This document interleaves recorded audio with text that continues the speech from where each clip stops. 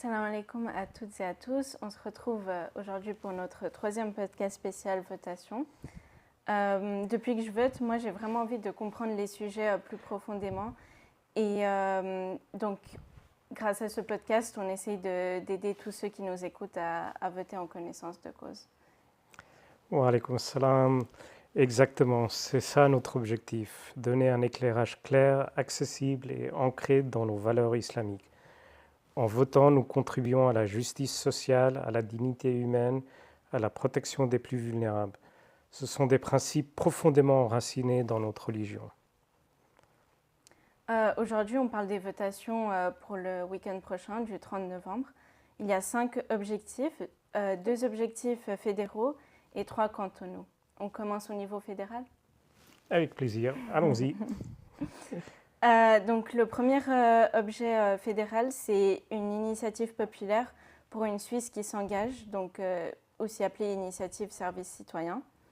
De quoi s'agit-il exactement ? Alors, cette initiative veut que toutes les personnes suisses, qu'elles soient femmes ou hommes, fassent obligatoirement un service à la collectivité, soit dans l'armée, dans la protection civile ou dans un autre service de milice selon les besoins. Aujourd'hui, seuls les hommes ont une obligation. Les femmes peuvent s'engager volontairement. Cette initiative changera cela. Ça deviendra obligatoire également pour les femmes.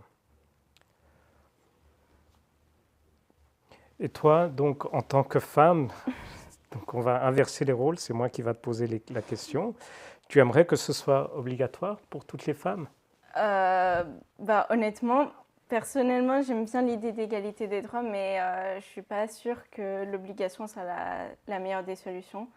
Je ne pense pas qu'ils devraient l'obliger, mais comme le système actuel le permet, celles qui veulent s'engager le peuvent, mais ce n'est pas une obligation et je trouve c'est bien comme ça.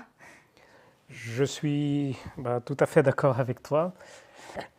L'idée d'impliquer toute la société dans la solidarité, bien sûr, c'est quelque chose de positif. Mais dans ce cas-là, l'obligation généralisée, je trouve aussi que ce n'est pas justifié. Et pourquoi ça ? Je crois qu'il y a déjà beaucoup de charges sur les femmes, ça c'est la première chose.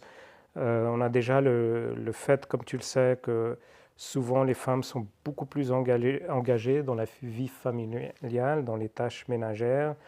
Ça viendra aussi perturber les études et les carrières. Et puis, ce qu'on a tendance à négliger trop souvent, je trouve, c'est il faut aussi penser aux familles, aux petits-enfants. Donc, si les deux parents ont un service obligatoire à accomplir, ça porterait aussi atteinte, en fait, à le temps que les parents ont à disposition pour leurs enfants, et surtout les mères qui ont des enfants à bas âge. Cependant, ce qu'il faudrait aussi mentionner, c'est que dans l'islam, les femmes ont participé à la défense de la communauté. Mais c'était uniquement lorsque c'était nécessaire. Elles ont joué différents rôles. C'était souvent plus des rôles pour soigner les blessés, venir en aide aux personnes qui avaient besoin, pas forcément d'être engagées dans la guerre et dans la bataille en elle-même, même s'il y a eu quelques exceptions à ce niveau-là. Donc, pour résumer un peu tout ça, c'est oui au volontariat. Je pense que c'est une bonne chose, surtout quand il y a un besoin, mais non à l'obligation, dans ce cas précis, une obligation que je trouve excessive. Donc la recommandation de FICA, ce serait un non à cette initiative. Ok, passons au prochain sujet. C'est un sujet sur le climat. Est-ce que tu peux nous expliquer exactement ce que cela veut changer ? Oui, bien sûr. Donc, dans cette initiative, on veut introduire un nouvel impôt fédéral qui sera sur les héritages qui dépassent 50 millions de francs. Donc, vraiment pour les grosses fortunes. Et ce sera seulement le montant au-dessus de 50 millions qui serait taxé, mais qui serait taxé à 50%. Et donc, par exemple, si quelqu'un a une fortune de 51 millions, ce qui n'est pas notre cas, même si on le souhaiterait, on sera taxé que sur 1 million à 50%. Donc, ce serait 500 000 qui iraient aux impôts. Et l'argent récolté de cette manière financerait des mesures climatiques et sociales. Actuellement, il n'existe pas d'impôt fédéral sur l'héritage. Ce sont les cantons qui décident et l'initiative changerait cela, bien sûr. Mais du coup, est-ce que c'est juste selon nos valeurs? Alors, dans un premier temps, ce qui est très important de préciser, c'est que dans l'islam, nous avons, en tant qu'êtres humains, une obligation de protéger toute la création, que ce soit les animaux, la nature, enfin, tout ce qui a été créé par Dieu. On a cette obligation de la protéger et de prendre soin de tout ça. C'est un devoir religieux. Mais taxer l'héritage, et je sais, il y a eu plusieurs discussions à ce sujet avec différentes personnes. Moi, je ne suis pas contre l'idée qu'il faut taxer plus les riches parce que c'est là où il y a un excédent en fait d'argent. Et on voit dans la société de manière générale la disparité entre les riches et les pauvres s'accroît. Et donc, il faudrait essayer de trouver des solutions qui peuvent amener un équilibre à tout ça.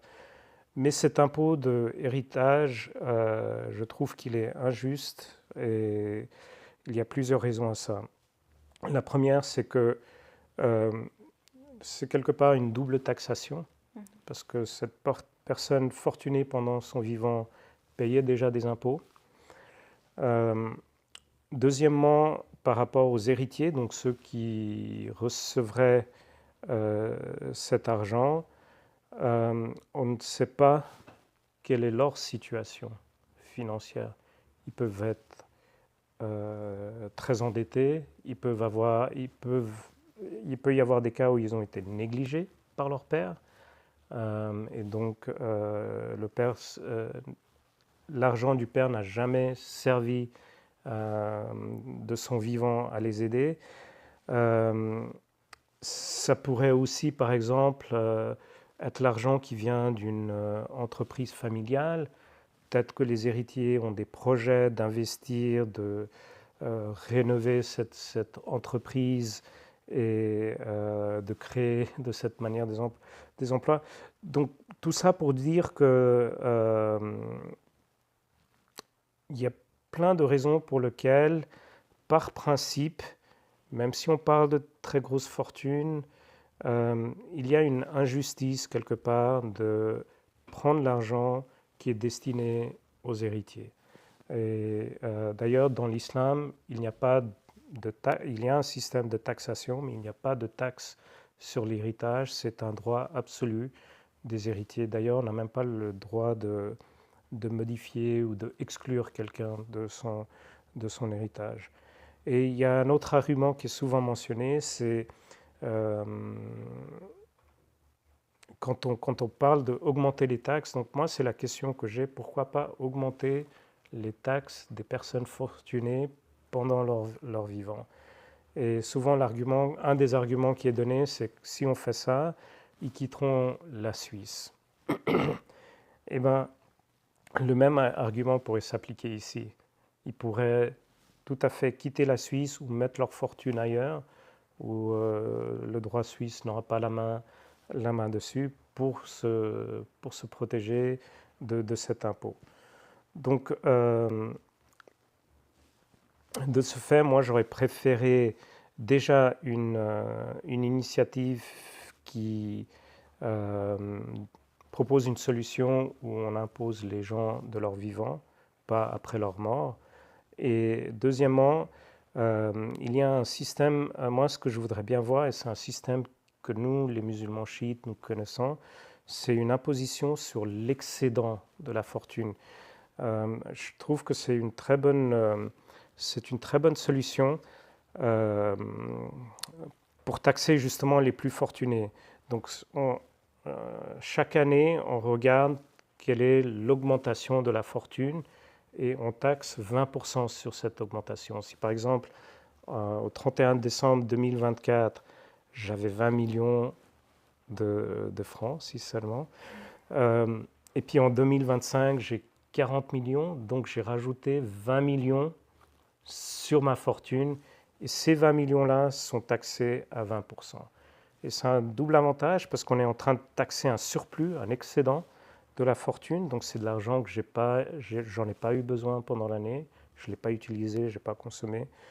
Euh, le deuxième avantage, c'est que ça donne une incitation, en fait, soit à dépenser cet argent, ou à l'investir, ou à le donner en charité, ce qui est exactement ce qu'on souhaiterait.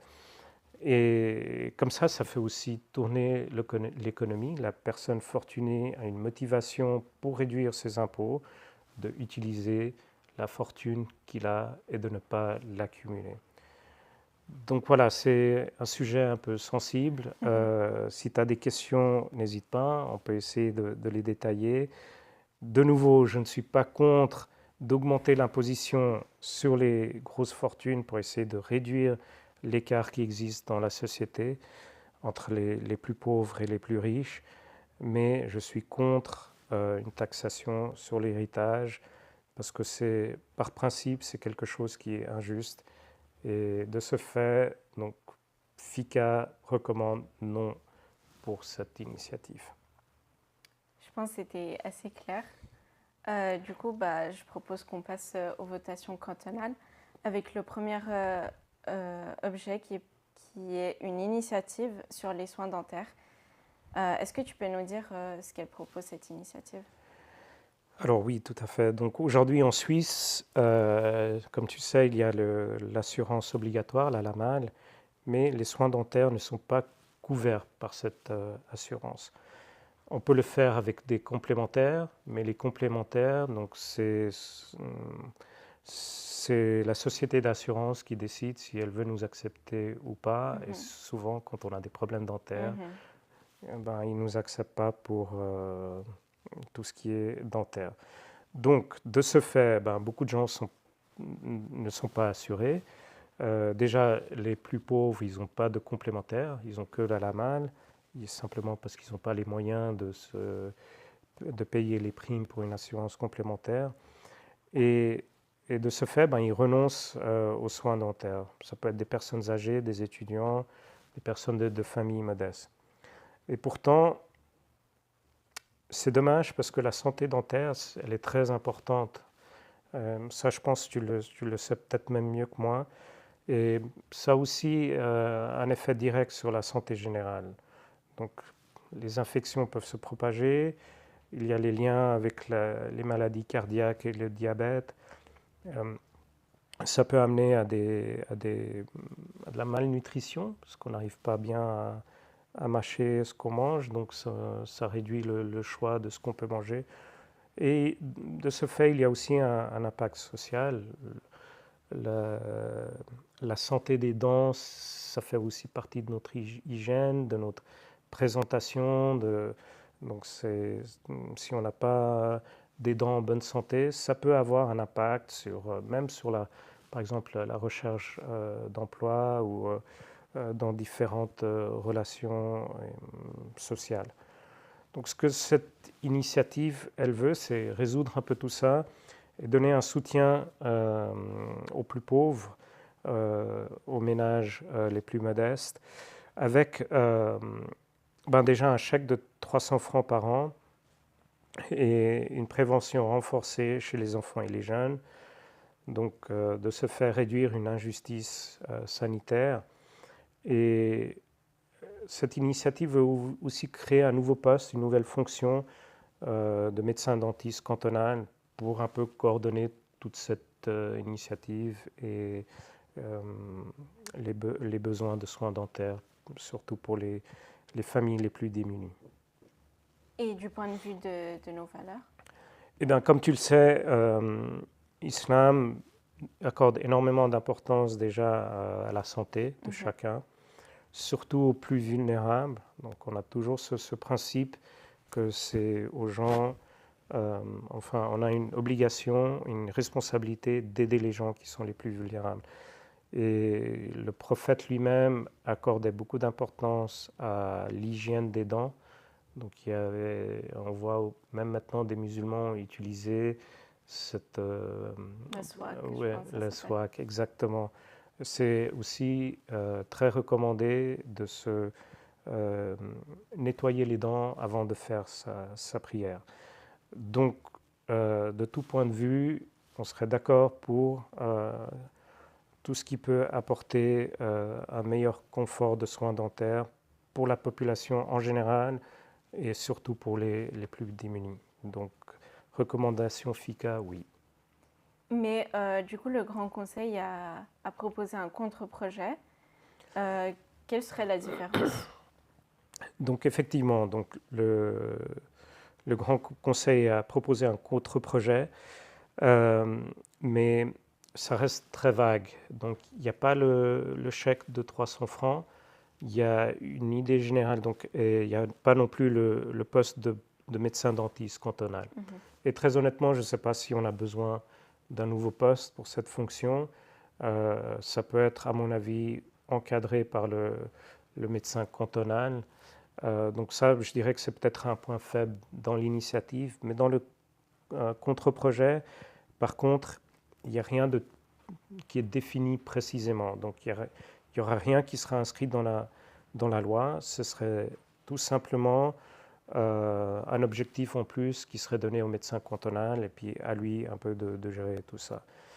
Donc en résumé, c'est un peu ça. Donc d'un côté, on a un projet qui est assez clair, avec des buts très précis qui seraient inscrits dans la loi, chaque chèque de 300 francs pour ceux qui...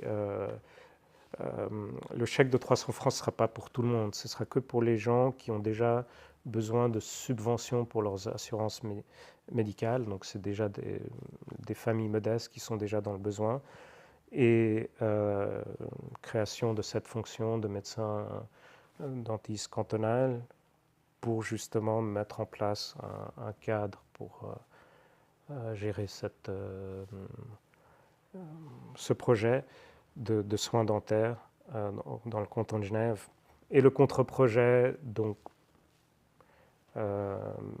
reconnaissance du besoin et de donner ça comme mission au médecin cantonal, mais sans changer de loi et sans donner des directives claires et précises.